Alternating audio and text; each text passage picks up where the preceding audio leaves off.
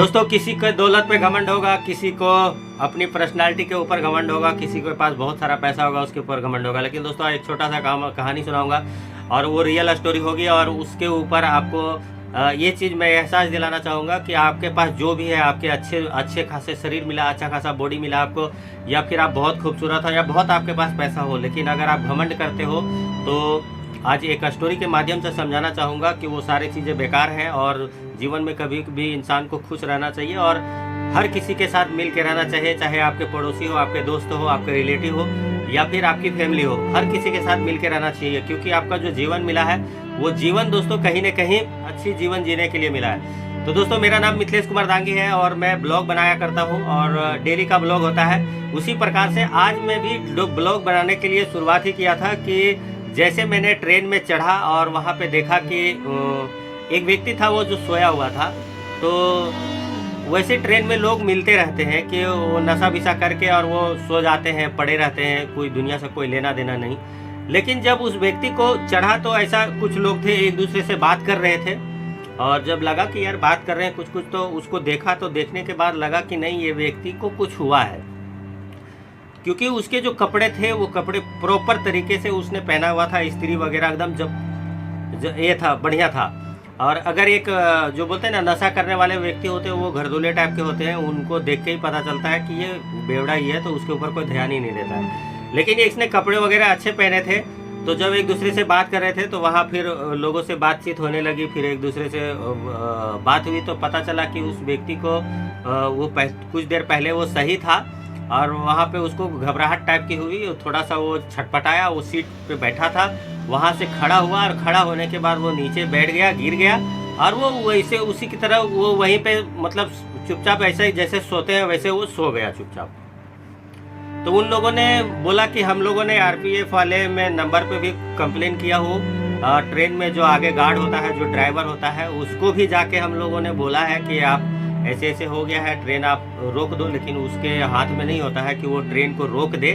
और वो बोला कि मैं भी आगे कंप्लेन कर दिया हूँ 2 बार, अभी देखो वो अंधेरी में आ जाएंगे या बोरीवली में आ जाएंगे। मैं बांद्रा से चढ़ा था और ट्रेन दादर से आ रही थी, तो बांद्रा में ये सारी चीज़ें बातें हो रही थी। तो कहने का मतलब ये है दोस्तों कि जब तक वो आरपीएफ वाले या फिर वहाँ पे मेडिकल का जो कैंप वगैरह होता है, उनका जो लोग होते हैं, सिस्टम होता है कि किसी को कोई दुर्घटना हो गई, कोई इमरजेंसी हो गया तो लोग पहुंचते हैं, तो वो लोगों को कंप्लेन किया गया, लेकिन कोई पहुंचा नहीं। अंधेरी चला गया, बोरीवली चला गया, दहिसर चला गया, मीरा रोड चला गया, क्योंकि फास्ट ट्रेन थी, कहीं भी कोई आया नहीं। आया तो भाईंदर में आए, और भाईंदर में आए तब तक वो जो मैं बांद्रा में चढ़ा था, तो बांद्रा में ही उसका कोई मोमेंट नहीं था, मतलब मोमेंट ख़त्म हो गया था और कोई हाथ वगैरह पकड़ के कोई छू छा के कोई देखा भी नहीं, क्योंकि डर भी लगता है लोगों को कि इसको छू छा दिया, इसका बैग वैग कुछ चेक किए, कोई नंबर वगैरह निकले, मोबाइल वोबाइल निकाले तो कहीं पता चले कि इसको ये तो दुनिया से चला गया है। साथ में सामने वाला जिसने उसको हेल्प करने के लिए आया, कुछ अच्छा सोचा, उसको ही पुलिस वाले लपेटे में ले लेते हैं। तो इस वजह से आज के बहुत सारे ट्रेन में लोग थे, लेकिन किसी ने उसको हाथ नहीं लगाया। और मैं जब चढ़ा था तब तक तो वो बिल्कुल ही शांत हो चुका था, कुछ भी मोमेंट था ही नहीं। लेकिन कहने का मतलब ये चीज़ है, ये एक चीज़ है, दो बातें हैं इसमें।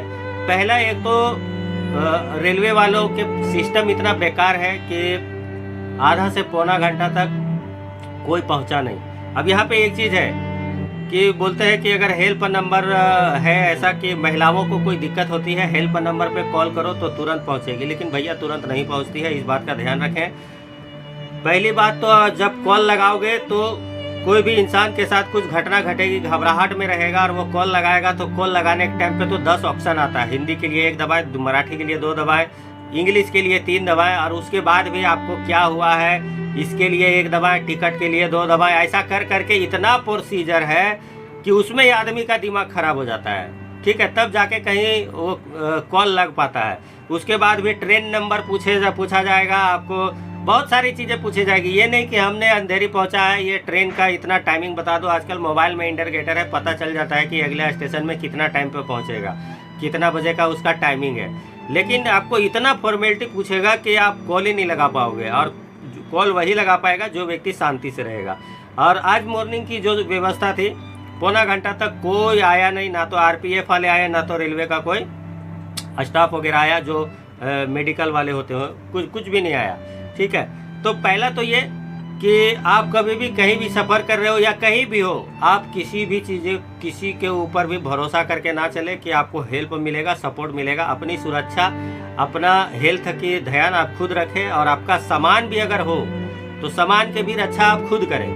ठीक है, दूसरी बात कि जो मैंने शुरू में बोला कि दौलत, शोहरत या फिर आपके खूबसूरती के ऊपर आप घमंड करते हो, तो दोस्त मैं बताना चाहूँगा कि पल भर में मिट्टी बन जाती है शरीर। तो कभी भी इस चीज़ों पे घमंड ना करें, कभी भी किसी से भी झगड़ा बिगड़ा करके ना रखें, किसी से नाराज़गी ना रखें, क्योंकि जीवन कब किसका साथ छोड़ेगा कोई नहीं जानता है। मैं वीडियो बना रहा हूँ, अभी कहीं जाऊँगा, मैं भी टपक गया तो उसका भी कोई गारंटी नहीं है कि हाँ मेरा गारंटी है कि मैं इतना दिन तक रहूँगा, कोई गारंटी नहीं है किसी के। आज के तारीख में जो खाने पीने का सलीका है वो सब चेंज हो चुका है, सब दवाई वाला चीज़ खा रहे हैं। जो आज बाहर में रहते हैं तो सोने का टाइम नहीं है, खाने का टाइम नहीं है, सब उल्टा पुल्टा हो चुका है, क्योंकि लोग घर चलाने के लिए पैसा कमाते हैं, और पैसे कमाने के लिए जो उनका टाइम टेबल है वो सब गड़बड़ है। ना तो सही से खाना खा पाते हैं टाइम पे, ना तो सही से सोने को मिलता है टाइम पे, यानी कि सब उल्टा पुल्टा हो चुका है। यही कारण है कि खाना भी सही नहीं मिल रहा है, सोने को भी सही से नहीं मिल रहा है, और खाने का टाइम भी सही नहीं है।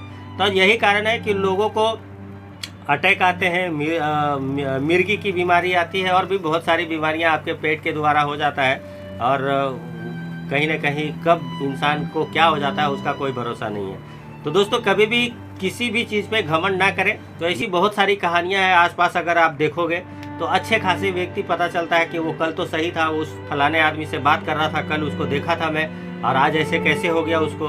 तो बहुत सारे ऐसे लोग हैं। और आज का घटना ये था, मैंने ब्लॉग बनाना शुरू किया और जैसे ट्रेन में चढ़ा, ट्रेन आई, ट्रेन में चढ़ा, देखा ये कहानी, और ब्लॉग भी बनाना बंद हो गया, क्योंकि वो सारी चीज़ें मैं वहाँ पे लोग आदमी जो है वो पड़ा है, और मैं उसका कौन देख रेख करे, कॉल करे कि भाई अपना ब्लॉग बनाए। तो फिर घर पहुँच गया मैं, और यही मैं आज बताना चाहूँगा इस वीडियो के माध्यम से कि किसी भी चीज़ पे घमंड ना करें। आपका शरीर जो है वो पल भर में मिट्टी हो सकता है, और किसी भी सिस्टम पे भरोसा ना करें। आपका स्वयं रक्षा खुद करें। सिस्टम जो है वो अपना काम करेगी। कभी कभी सिस्टम जल्दी भी काम करती है, टाइम पे भी पहुंचती है, और कभी कभी लेट भी हो जाता है। जैसे कि आज लेट हो गया और कोई मतलब ही नहीं निकला, पहुंचे तब तक उसको उठा के लेके गए, ख़त्म कहानी। और कभी कभी अच्छा टाइम पे काम कर लेते हैं। एक दिन ऐसे रात को मैं सफ़र कर रहा था ट्रेन में, तो मोस्टली मैं रात को लेट ही आता हूँ। एक बच्चा था और एक व्यक्ति था, दोनों जैसे कि बाप बेटा बोल सकते हो, छोटा सा बच्चा था। तो वो दहीसर, ये अपना वसई रोड या भाईंदर मीरा या नायगांव, ये बीच के स्टेशन में किसी को शंका हुआ, और उसने कॉल करके उसका चुपके से फ़ोटो खींच के और वो सेंड किया। उसको बोले होंगे कि फ़ोटो सेंड करो, तो उसको कोई नंबर मिला होगा, तो कोई भी व्यक्ति हो उसने कंप्लेन किया होगा। बिना कंप्लेन का तो पकड़ेंगे नहीं। नाला सुपारा स्टेशन पे उसके हर एक RPF वाले के मोबाइल में उसका फ़ोटो था। सभी ने फ़ोटो देखा, शक्ल देखा, फ़ोटो देखा, शक्ल देखा, और ट्रेन जैसे रुकी, और ट्रेन आगे बढ़ी भी नहीं। 30 सेकंड ट्रेन रुकती है, 30 सेकंड में उसको पकड़ लिए थे, और पकड़ के उसको लेके गए। अब वो व्यक्ति बोला कि ये बेटा मेरा है। अगर उसका बेटा होगा तो वो डॉक्यूमेंट्स दिया होगा, हो सकता है किसी का गलतफहमी भी हुआ होगा, और वो कंप्लेन किया होगा शक के आधार पे, तो वो अपना डॉक्यूमेंट बताया होगा, अपना परिचय दिया होगा कि ये मेरा बेटा, प्रूफ दिया होगा, उसको छोड़ दिए होंगे, गया होगा। और नहीं, अगर रियल कहानी होगी कि किसी दूसरे का बच्चा को लेके जा रहा था, तो उसको पकड़ लिए और उसको चौकी में लेके गए। तो कहने का मतलब है कि कभी कभी टाइम पे भी आ जाते हैं, और कभी कभी भैया आप इंतज़ार करते रह जाओगे, कहानी ख़त्म हो जाएगी, कोई सुविधा नहीं मिलने वाला है। तो आप स्वयं के ऊपर भी आप अपना रक्षा करके चले, अपनी सामान हो या फिर कोई भी चीज़ हो, तो अपना जो रक्षा है वो खुद करें। तो दोस्तों आज के वीडियो में मैं यही समझाना चाहता था, यही बताना चाहता था कि आपकी जीवन है वो कभी भी मिट्टी का ढेर हो सकता है, तो घमंड बिल्कुल भी ना करें। और ऐसी कहानी आप भी आस पड़ोस में आपने कभी भी सुना होगा। दूसरी बात कि आप कहीं भी आप ट्रैवल करते हो तो अपना सामान का, अपना शरीर का, अपना खुद का रक्षा करके चले। अपने अंदर वो चीज़, आपको अगर किसी भी प्रकार का दिक्कत है तो मेडिसिन वगैरह लेके चले, और अगर ज़्यादा कोई वैसी दिक्कत है तो अकेले सफ़र ना करें, यही कह सकता हूँ। और मिलते हैं दोस्तों नेक्स्ट वीडियो में, तब तक के लिए नमस्कार, जय हिंद। चैनल पे नए हैं तो चैनल को सब्सक्राइब कर दें, वीडियो को लाइक करें, शेयर करें।